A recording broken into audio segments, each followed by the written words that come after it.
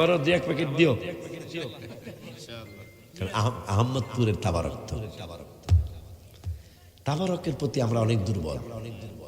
আমি দেখছি কোটি কোটি টাকার মালিক তাবারক তো আমরা শুনলেন এমনি পাই না, কারণ আছে তো। কয়েকশো কোটি টাকার মালিক হেরও দেখছি,